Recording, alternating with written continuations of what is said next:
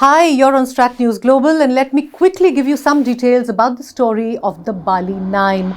On Sunday, 15th December, Australia's government said that 5 members of the Bali Nine drug ring have returned from Indonesia after diplomatic efforts between the countries this month to strike a repatriation deal. So who were the Bali Nine and why have only 5 men returned?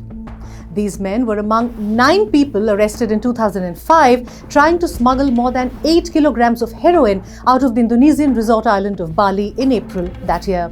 The 8 men and 1 woman were arrested at an airport and hotel in Bali after a tip-off from Australian police. You might remember that Muslim-majority Indonesia has some of the world's toughest drug laws, including death penalty for traffickers. Accused Bali Nine ringleaders Andrew Chan and Myuran Sukumaran were executed by firing squad in 2015 despite repeated pleas from the Australian government, which recalled its ambassador in protest at the time. Another member, Tan Duk Than Yugen, died of cancer in 2018. The only female member of this group, Renee Lawrence, had her sentence commuted in 2018 and was returned to Australia. In November this year, Australian Prime Minister Anthony Albanese sought the repatriation to Australia of the remaining 5 members of the Bali Nine.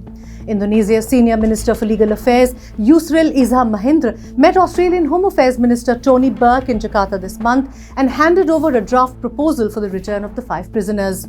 Some reports say the terms of the draft included the 5 being banned from returning to Indonesia, regulations on the legal basis for the transfer, and a requirement that Australia respect the decision of the Indonesian court. The released men, Matthew Norman, Scott Rush, Martin Stephens, C.E. Chen, and Michael Stujak, said they were immensely grateful to Indonesian President Prabowo Subianto for allowing them to return home. Australia has not released details of the agreement with Indonesia that allowed their release.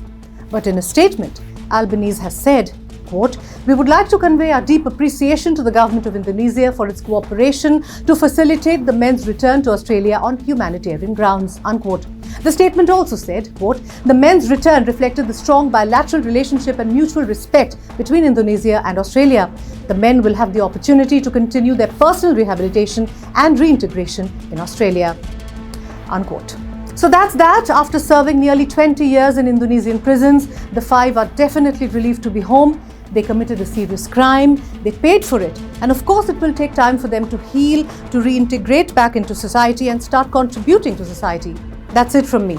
Hope you found the story interesting. Don't forget to like and share this video. Please subscribe to our channel that focuses exclusively on foreign affairs if you haven't already. Bye for now.